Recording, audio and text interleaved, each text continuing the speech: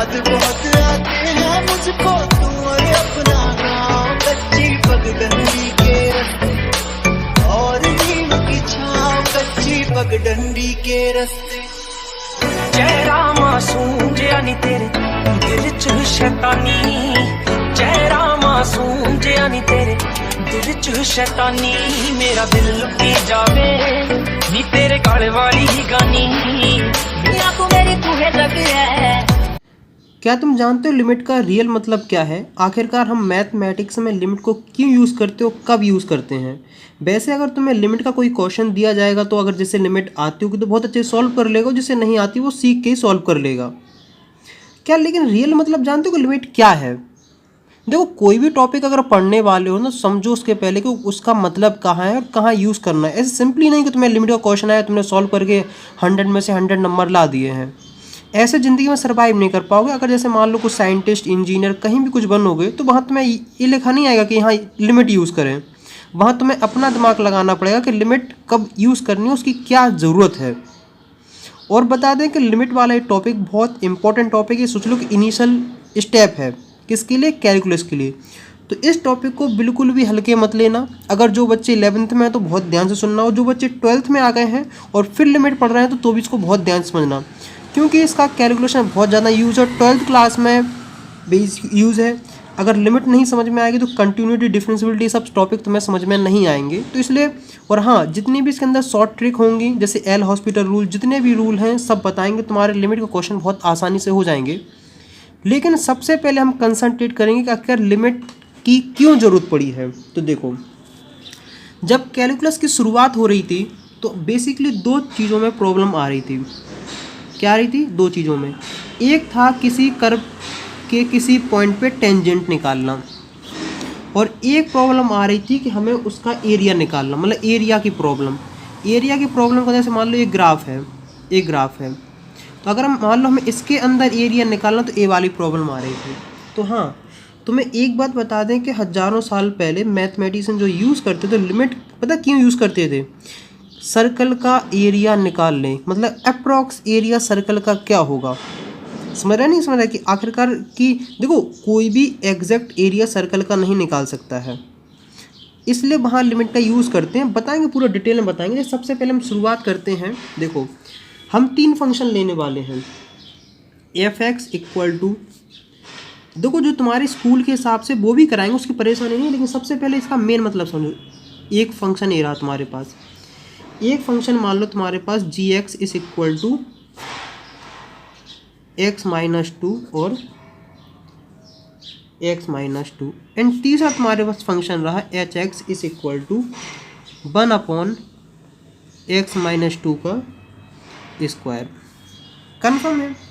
अगर मैं इन तीनों का ग्राफ बनाने को जाऊंगा तो देखो, इनके ग्राफ बने कुछ इस तरीके से। देखो, बहुत ध्यान से सुनते जाना और लिखते भी जाओ। देखो, इसका अगर मैं ग्राफ बनाता हूँ तो इसका ग्राफ बनता है कुछ इस तरीके से। देखो, हाँ, और इन तीनों ग्राफ बना रहे हैं कब? जब x की वैल्यू क्या हो? 2 हो।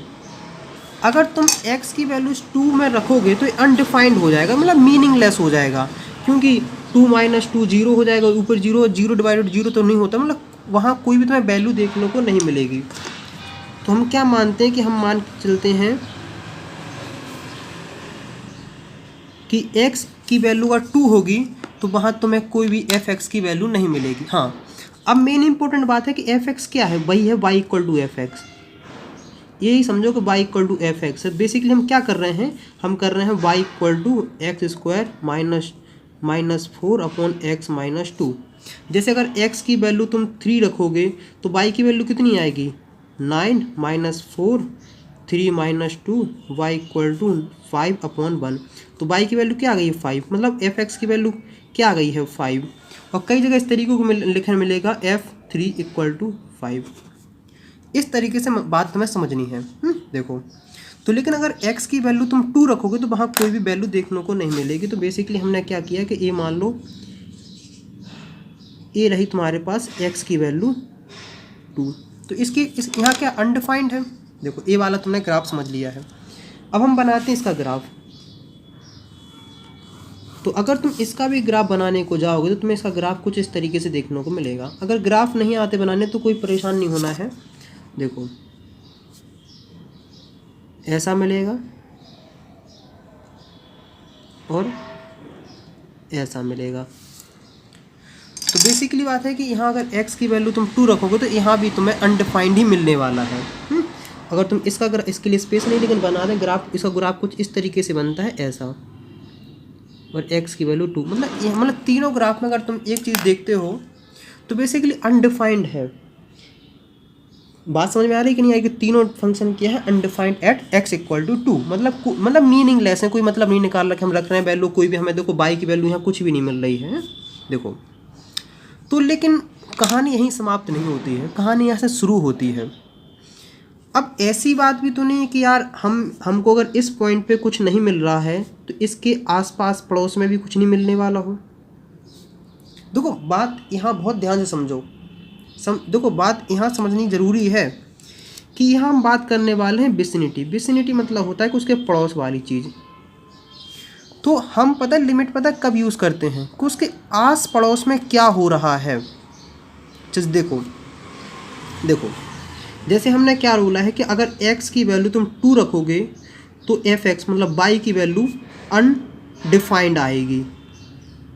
अनडिफाइंड मतलब ये 0.0 का फॉर्म हो गया, अनडिफाइंड मतलब मीनिंगलेस हो गई है। लेकिन अगर x की वैल्यू टेंड टू 2 हो जाए, टेंड टू 2 मतलब होता है कि x की वैल्यू 2 नहीं है लेकिन 2 के आसपास है। जैसे 2 के आसपास क्या हो सकती है, जैसे 2.001 ये भी हो सकती है, और क्या हो सकती है 1.999 ये भी हो सकती है। मतलब 2 की वैल्यू x की वैल्यू 2 नहीं लेनी है लेकिन उसके आसपास की लेनी है। तो वही कॉन्सेप्ट यूज़ हुआ था किसका, लिमिट का। देखो इस तरीके से समझो, देखो अब देखो समझना, देखो जो मैं समझाने की कोशिश कर रहा हूँ। देखो हम इसी फंक्शन के ऊपर पूरी बात कर रहे हैं यहाँ। देखो fx मतलब बेसिकली किसके y के बराबर है x² - 4x - 2। देखो अगर हम देखो x की वैल्यू 2 ले रहे हैं तो तब जाके ये 2 - 2 0 हो रहा है। बात समझ में आ रही कि नहीं आ रही है। देखो अगर हम x की वैल्यू 2 के कोई पास की वैल्यू लें, क्या लें 2 के पास की वैल्यू, जैसे हमने ले ली है क्या 2.001, तो देखो यार ये वाले जो नंबर है ना ये 0 नहीं होगा। देखो कॉमन सेंस, देखो कैलकुलेशन करके देख रहे थे कौन सी बड़ी बात है इसमें कि 2.001 - 2.001 अगर ऐसी बात आ गई है तो मतलब अब ये कैलकुलेशन मीनिंगफुल हो गई है। बात समझ में आ रही है कि मैं क्या कह रहा हूँ। देखो इसको बहुत ध्यान समझो। देखो अब कहानी आगे की सुनो। देखो जैसे मान लो यही है ना, इसी के ऊपर पूरी कहानी कर रहे हैं। y equal to fx x² - 4x - 2। देखो तो बेसिकली अगर तुम्हें सॉल्व करके लाओगे तो बेसिकली हो जाएगा क्या तुम्हारे पास x + 2। क्या हो जाएगा x + 2। देखो अगर तुम x की वैल्यू 2 से बड़ी ले रहे हो, मतलब x की वैल्यू 2 के आसपास, मतलब 2 से बड़ी, मतलब हमने ले ली है 2.001। इतनी सी बात तुम्हें समझ में आ गई कि नहीं आ गई है। देखो तो ये जो y की वैल्यू होगी वो 4 से क्या होगी, ग्रेटर होगी। बात समझ में आई कि मैं क्या कह रहा हूँ। अगर x की वैल्यू 2 के आसपास है तो y की वैल्यू भी 4 के आसपास ही होगी। हाँ अगर x की वैल्यू मतलब 2 से मतलब हमने ले ली है 1.999, तो देखो y की वैल्यू भी 4 के आसपास ही आने वाली है। क्यों, देखो 1.99 कर लिया है, 2.009993, तो देखो यार 3.994 के आसपास ही होती है कि नहीं होती है।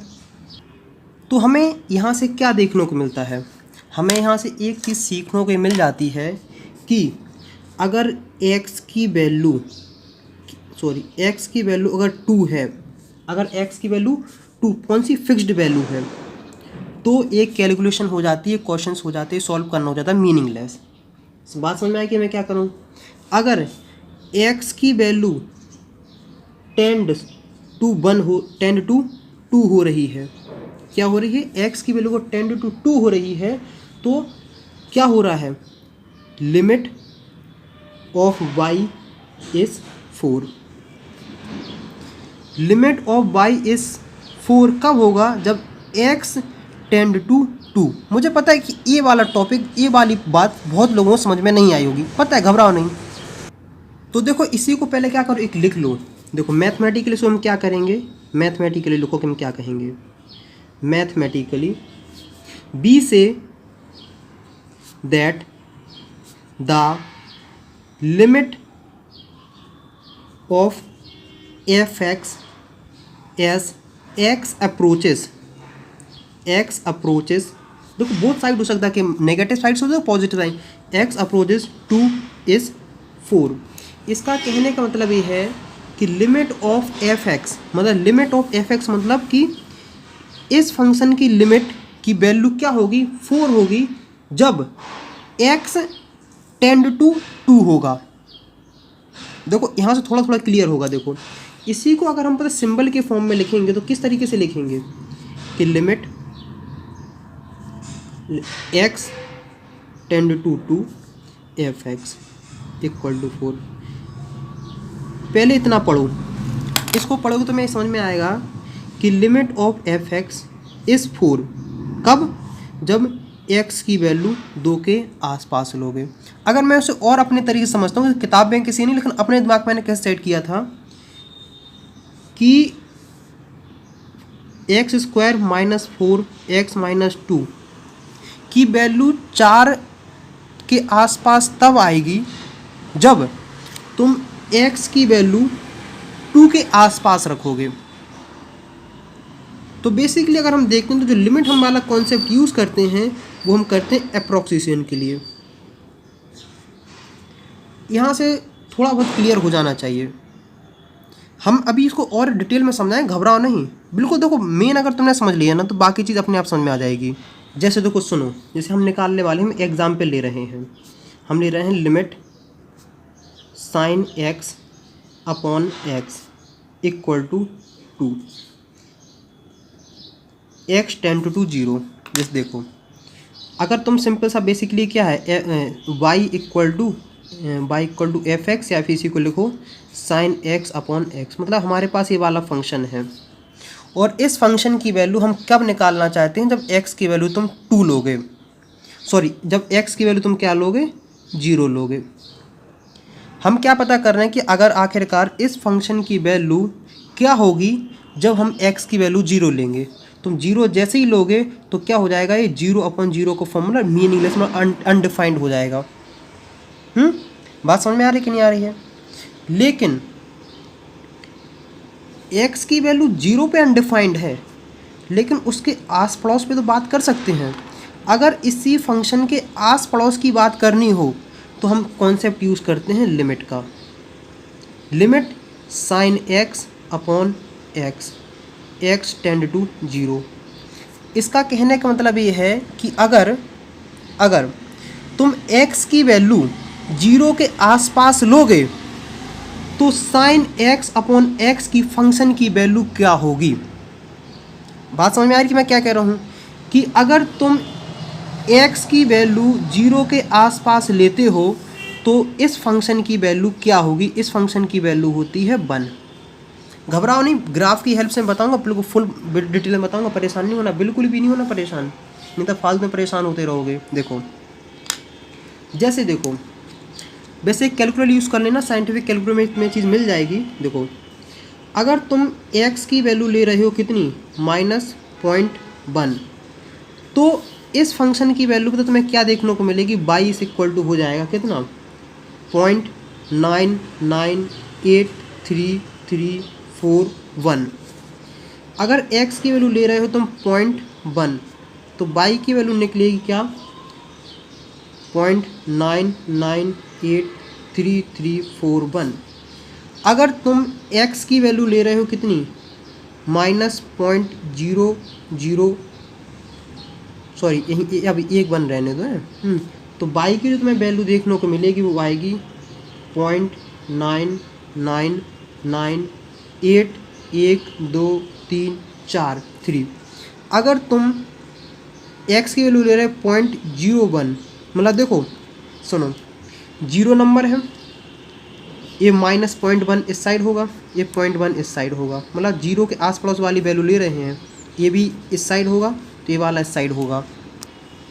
तो अगर तुम्हें वैल्यू रखते हो तो बाई की वैल्यू आ जाएगी, बाई की मतलब sin x अपन x की वैल्यू तुम्हें देखने को मिलेगी, वो आएगी 0.99983333। अगर तुम x की वैल्यू ले रहे हो किसके आस पड़ोस 0.001 मतलब माइनस, तो बाई की जो तुम्हें वैल्यू देखने को मिलेगी वो मिलेगी 0.1 2 3 4 5 8 3 3 3 3। अगर ले रहे हो 0.001 तो बाई की वैल्यू आएगी 0.999998333334। तो बेसिकली अगर तुम देखोगे कि अगर तुम x की वैल्यू अप्रोचेस टू 0 ले रहे हो तो देखो बाई की वैल्यू अप्रोचेस टू क्या आ रही है, बना रही है।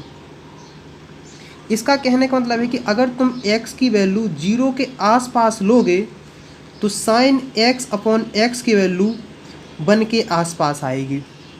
अब यही चीज़ हम किससे कंफर्म कर देते हैं, हम कर देते हैं ग्राफ से। तो sin x अपॉन x का जो तुम ग्राफ बनाने जाओगे तो इसका ग्राफ कुछ इस तरीके से बनता है, देखो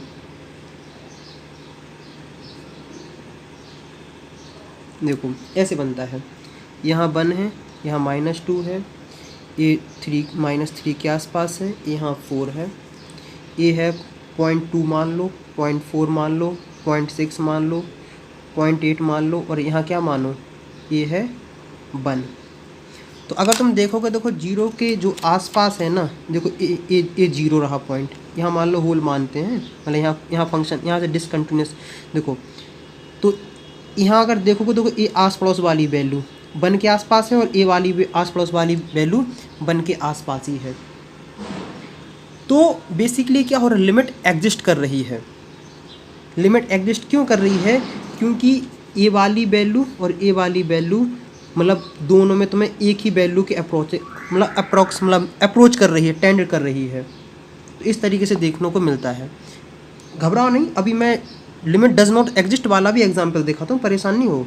अब देखो दूसरा क्वेश्चन सुनो, जहाँ लिमिट डज नॉट एग्जिस्ट।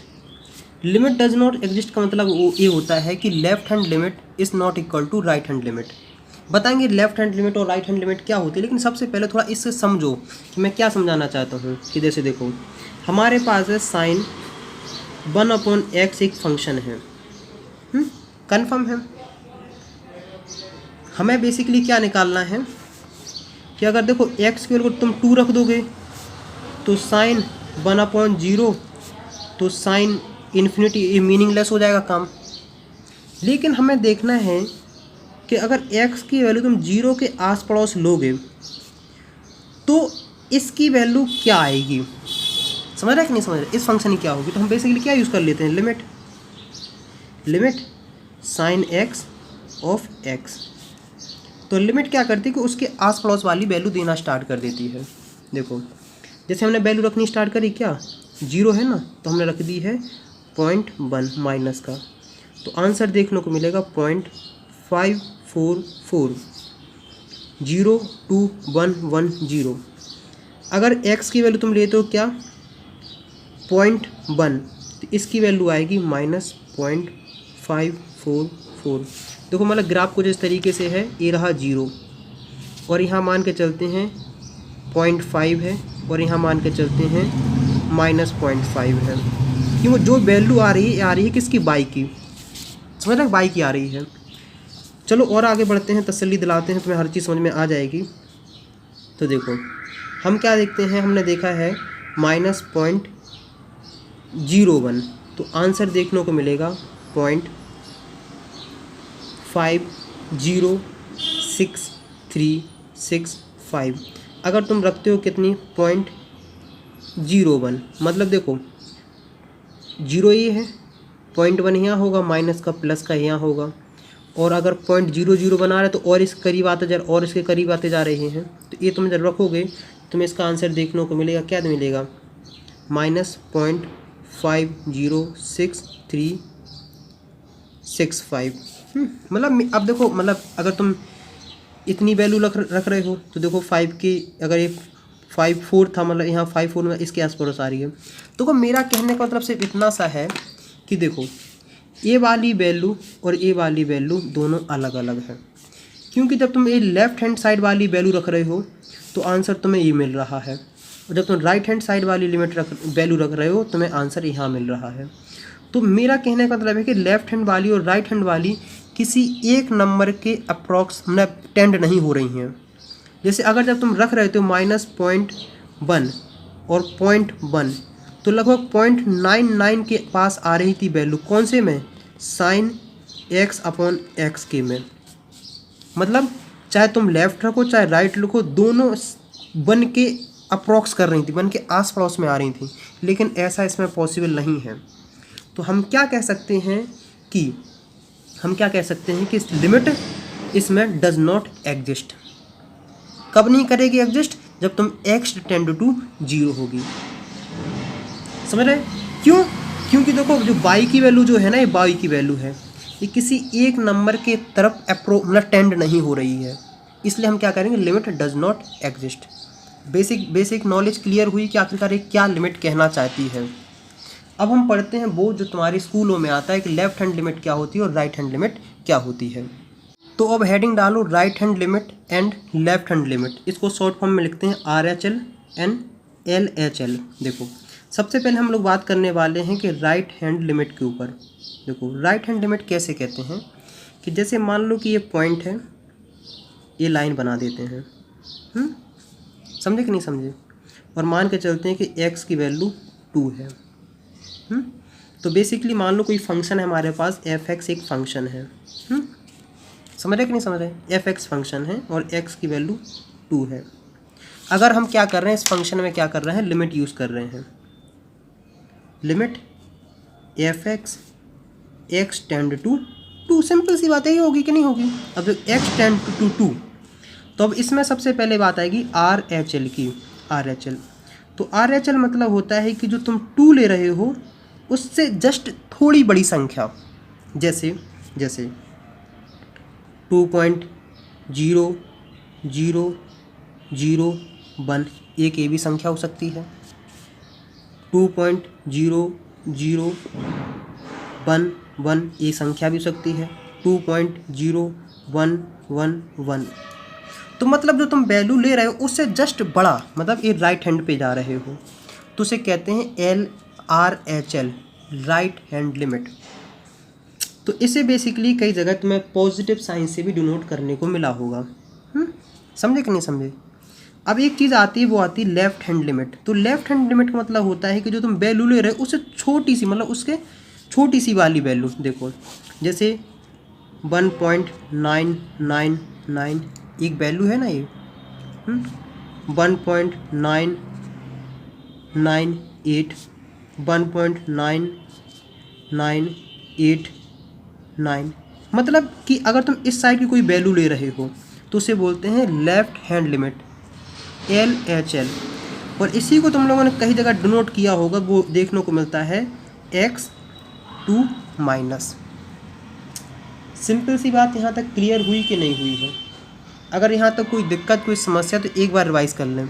देखो लेफ्ट हैंड लिमिट और राइट हैंड लिमिट को हम एक एग्जाम्पल समझते हैं। जैसे मान लो कि हमारे पास एक फंक्शन है fx = x sin 1/x। देखो तो बेसिकली हम क्या देखने वाले हैं, हम x के आस पड़ोस की कहानी देखने वाले हैं। तो लेफ्ट हैंड लिमिट क्या होगी, देखो left hand limit at x = 0 क्या होगी, लिमिट fx, बेसिकली fx है ना एक, है क्या होगी, x टेंड टू 0 नेगेटिव, मतलब लेफ्ट हैंड लिमिट की बात कर रहे हैं। अगर से तुम और लिखोगे तो इसे लिखोगे लिमिट f 0 - h। अब यहाँ से बहुत लोगों बच्चों को इस बात समझ में नहीं आई होगी, और x टेंड टू 0। देखो इसका मतलब क्या है कि देखो बेसिकली अगर मान लो फंक्शन लिखा होता तो तुम्हारे पास है x² + 4x + 2 f(x). अगर तुम x की वैल्यू 2 लेते थे तो क्या लिखते थे, f = 2, क्या लिखते थे, 2 का स्क्वायर प्लस 4 × 2 + 2, ऐसे लिखते थे कि नहीं लिखते थे। अगर इस फंक्शन में तुम इसकी वैल्यू रखने को जा रहे हो और x की वैल्यू क्या है, टेंड टू 0 है, मतलब 0 के आस पड़ोस वाली वैल्यू रखने जा रहे हो तो उसको लिखोगे 0 - x। देखो h, अभी h पता है क्या है, एक h बहुत छोटा एक आर्बिट्री नंबर है। जैसे देखो h क्या हो सकता है, 0.111, 0.1222, इसमें कुछ भी एक छोटा सा नंबर हो सकता है, वो एक h है। मतलब समझा है कि मैं क्या कह रहा हूँ, क्योंकि अगर मान लो हम सबके लिए लिखना स्टार्ट करते तो एक लंबी सीरीज़ बन जाती है कि h की वैल्यू हम ये रखेंगे पहले, फिर रखेंगे जनरल से हमने एक चीज़ रख दी, h क्या है, जनरल है। जैसे देखो अगर लिमिट f(x) है और x टेंड टू 2 नेगेटिव है तो पता है इसे कैसे लिखेंगे, लिमिट f देखो 2 - h और x टेंड टू 0, मतलब 2 - x का मतलब होता है कि 2 के आस पड़ोस वाली वो वैल्यू जो 2 से छोटी है। मुझे पता है कि यहाँ से बहुत सारे बच्चों लोगों को कन्फ्यूजिंग हो रही होगी, तो लेकिन ज़्यादा कन्फ्यूज़ नहीं होना है, बहुत समझो कि इसका रियल मतलब क्या है। क्योंकि किताबें हम लोग पढ़ लेते हैं, स्किप कर देते हैं, सब कुछ कर लेते हैं, डायरेक्ट क्वेश्चन पे आ जाता है, लेकिन इसका मतलब तुम जिंदगी भर नहीं समझोगे अगर यहाँ आज नहीं समझोगे तो बहुत ज़रूरी इसको समझना। देखो अगर देखो हम क्या करते हैं, देखो अगर ये करोगे तो बेसिकली क्या हो जाएगा, लिमिट f - x और x टेंड टू 0, क्योंकि देखो 0 में से कोई छोटी संख्या हटा तो वो छोटी संख्या ही बचती है। देखो अब हम बात करते हैं, तुम्हारे पास समझ में आ गई, अब हम बात करते हैं राइट हैंड लिमिट के ऊपर, एट x = 0। देखो यहाँ हमने क्या बात करी थी, यहाँ हमने बात करी थी, देखो हम इसकी बात नहीं कर रहे हैं, इसकी बात करो। देखो जो नीचे लिखा है, अगर इसको लिखोगे तो लिखोगे left hand limit at x = 2। बात समझ में आएगी या नहीं आई है, तो ये है, ये बेसिकली रहा। अब हम बात करने वाले हैं right hand limit at x = 0, तो इसको लिखोगे कैसे, limit f(x) x tend to 0 plus 0 plus का मतलब होता है कि x की वो वैल्यू लेनी हो 0 से थोड़ी सी बड़ी हो, थोड़ी सी क्या हो, बड़ी हो। तो इसको हम कैसे लिख सकते हैं, इसको हम लिख सकते हैं लिमिट f 0 + h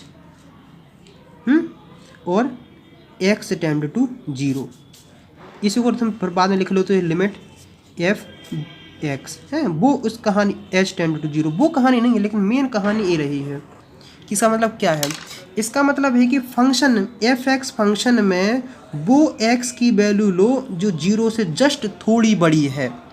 अगर इसी को हम ये लिखते, देखो यहाँ समझ लो, देखो अगर हम क्या लिखते कि मान लो right hand limit at x = 2, तो पता क्या लिखते, हम लिखते हैं limit x tend to 2 plus of f(x). इसको पता कैसे लिखते, इसको लिखते हैं लिमिट f 2 + h और h टेंड टू 0। बात समझ में आई कि नहीं आई? अब मुझे उम्मीद है कि अब हर एक चीज़ तुम्हारे दिमाग में क्लियर हो जानी चाहिए। यहाँ से हर एक मतलब बिल्कुल क्लियर हो जाता है कि अगर राइट हैंड लिमिट क्या होती है और लेफ्ट हैंड लिमिट क्या होती है। और लिमिट तभी एग्जिस्ट करती है जब इस y की वैल्यू एक स्पेसिफिक मतलब फिक्स्ड नंबर की तरफ अप्रोच करे। अगर नहीं कर रही है तो लिमिट डज नॉट एग्जिस्ट। देखो अब लिमिट डज नॉट एग्जिस्ट की कंडीशन क्या है, लिमिट डज नॉट एग्जिस्ट, ये बहुत इंपॉर्टेंट, ये लिख लो। देखो इसे स्टार बना के लिखो कि लिमिट डज नॉट एग्जिस्ट कब कहते हैं। तो इसमें सबसे पहले जो कंडीशन आती है वो ये आती है कि left hand limit is not equal to right hand limit. जैसे देख रहे थे कि यहाँ लेफ्ट हैंड लिमिट में तुम्हें क्या 0.544 के पास मिल रही थी और यहाँ क्या मिल रही थी, यहाँ मिल रही थी -0.544 के पास। तो ये जब left hand limit not equal to right hand limit हो जाता है तो हम क्या कहते हैं, लिमिट डज नॉट एग्जिस्ट। जो आगे क्वेश्चन करेंगे हर चीज़ समझाएंगे, बस यहाँ तो मतलब समझा रहे थे। देखो फिर क्या होता है कि आइदर लेफ्ट हैंड लिमिट या राइट हैंड लिमिट या दोनों अगर एग्जिस्ट ना करें, अगर ये दोनों भी एग्जिस्ट नहीं करती हैं, लेफ्ट हैंड लिमिट या राइट हैंड लिमिट या both left hand limit right hand limit does not exist, तो इसका मतलब है कि लिमिट डज नॉट एग्जिस्ट। तो हमने क्या देखा है, हमने एक चीज़ देखी है कि अगर लिमिट एग्जिस्ट करानी है तो लेफ्ट हैंड लिमिट की वैल्यू राइट हैंड लिमिट के वैल्यू के बराबर होनी चाहिए, पहली कंडीशन। और दूसरी कंडीशन होती है कि left hand limit and right hand limit को एग्जिस्ट करना ही चाहिए। अगर एग्जिस्ट नहीं करेगी तो हम कहेंगे कि ओवरऑल लिमिट एग्जिस्ट नहीं कर रही है। हम पढ़ने वाले हैं एल हॉस्पिटल रूल। सबसे इंपॉर्टेंट रूल है। मैंने लिमिट में सिर्फ एक ही रूल पढ़ा था जिसका नाम था एल हॉस्पिटल रूल।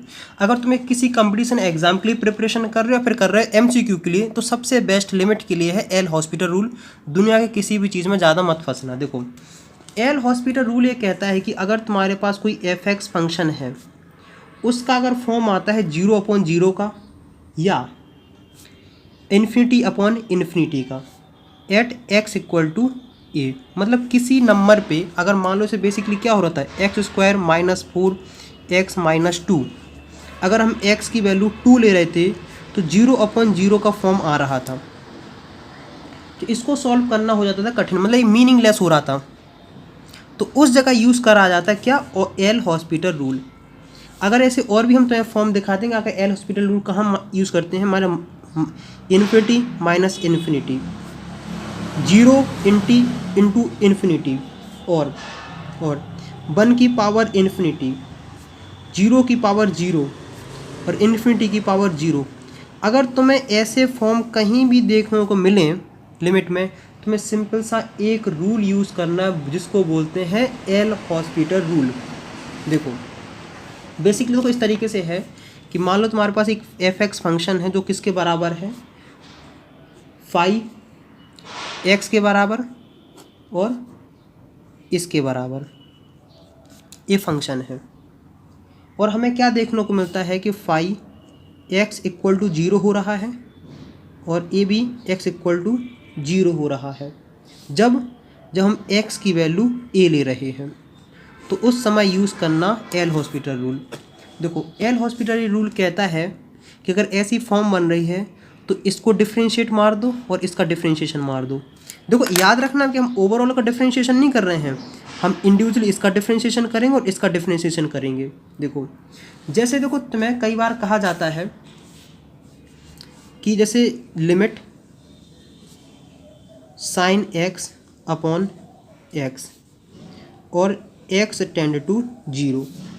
अब देखो इसका मतलब है कि अगर x की वैल्यू तुम 0 रखो तो sin 0 की वैल्यू क्या हो जाती है, 0 हो जाती है।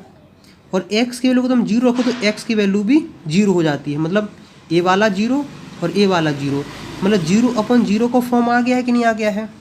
तो इस समय यूज़ करो क्या, एल हॉस्पिटल रूल। कोई दिमाग नहीं लगाना, तुम्हें रटना भी नहीं है। देखो इसका डिफरेंशिएशन मारो, इसका डिफरेंशिएशन हो जाता है cos x, इसका डिफरेंशिएशन मारो, इसका होता है 1। अब क्या करो, अब देखो लिमिट x टेंड टू 0। अब इसमें x की वैल्यू 0 रख दो, तो इसमें जब तुम 0 रखोगे तो आंसर आ जाता है 1। तो बेसिकली क्या होता है, तुम्हें याद करना पड़ता था कि limit sin x upon x की वैल्यू x टेंड टू 0 हो तो वैल्यू 1 होती थी। इस तरीके से आता था 1। आज ये पर्दा उठ गया। देखो और कराते हैं एग्जाम्पल जो तुम्हारे लिए बहुत कठिन होंगे एग्जाम्पल ना, वो एल हॉस्पिटल पलक झपकते कर देगा सॉल्व। देखो जैसे मान लो तुम्हारे पास क्वेश्चन है ये कि लिमिट निकालो, क्या निकालो, लिमिट निकालो। किसकी निकालें, लिमिट तुम्हारे पास एक फंक्शन है x log sin x और x टेंड टू 0। तो बेसिकली सबसे पहले क्या ट्राई करो कि x की वैल्यू इस फंक्शन में 0 रख के देखो। तो 0 इंटू लॉग साइन 0। तो बेसिकली पता फॉर्म कैसा बन रहा है, ये फॉर्म बन रहा है 0 इंटू इन्फिनिटी वाला। अगर इसे हम और सिंप्लीफाइड करते हैं तो limit x tend to 0 log sine x, इसको 1/x लिख सकते हो कि नहीं लिख सकते हो। अगर तुम अब इसमें रखोगे तो इन्फिनिटी और इन्फिनिटी, तो ये फॉर्म बन रहा है। मतलब यहाँ एल हॉस्पिटल रूल तुम आसानी से यूज़ कर सकते हो। देखो एल हॉस्पिटल रूल क्या कहता है कि पहले इसका डिफरेंशिएशन मार दो फिर इसका डिफरेंशिएशन मार दो। जब तुम इसका डिफरेंशिएशन करोगे तो आंसर आएगा 1 sin x डॉट मतलब cos x। जब इसका डिफरेंशिएशन मानने जाओगे, इसका डिफरेंशिएशन करोगे तो 1/x²। कई बच्चों का अगर डिफरेंशिएशन नहीं आता तो एक बार डिफरेंशिएशन वाली वीडियो देखें, हर एक चीज़ तुम्हें समझ में आ जाएगी। देखो अगर अब इसे सॉल्व करके लाते हो तो देखो आंसर क्या हो जाएगा, limit -x² 10x x tend to 0। अभी भी पता है वही फॉर्म बन रही, अभी कौन सी बन रही, 0/0 वाली फॉर्म।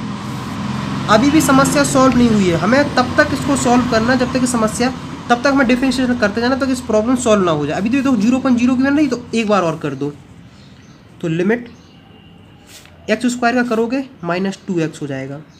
और अगर तुम 10² का करो, 10x का करोगे तो हो जाता है sec² x। और x टेंड टू 0 मतलब नेगेटिव का है। तो बेसिकली अब तुम 0 रख के देखो तो देखो ए वाला तो 0 हो गया है, इसमें जब तुम रखोगे 0 तो आंसर आ जाएगा 1 मतलब 0/1। मतलब अब ये फॉर्म यहाँ तक सॉल्व हो चुकी है। अगर यहाँ भी 0 आ जाता ना तो फिर से डिफरेंशिएट करते, तब तक करते कि जब से 0/0 की फॉर्म या इन्फिनिटी की फॉर्म ना हट जाए। अभी आगे तो इसका आंसर होता है 0।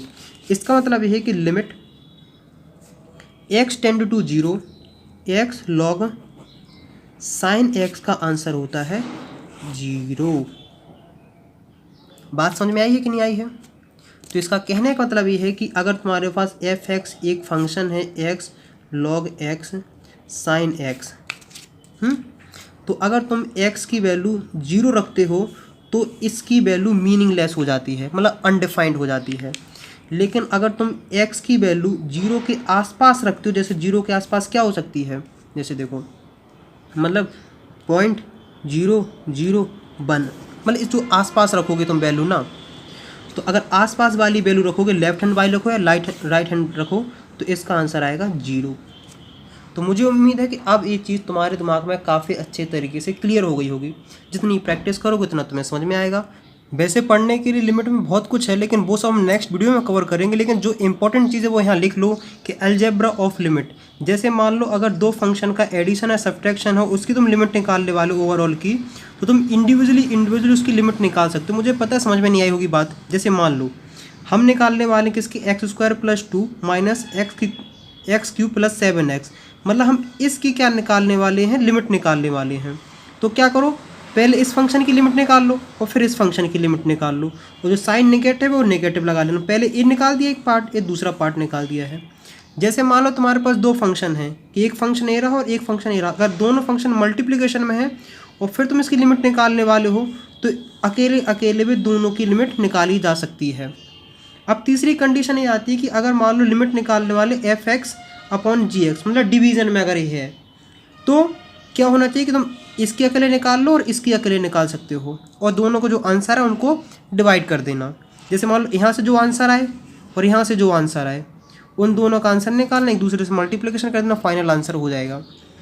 इसमें बस एक चीज़ याद रखना चाहिए कि वो है कि लिमिट जो gx की है ना, वो 0 के बराबर नहीं होनी चाहिए।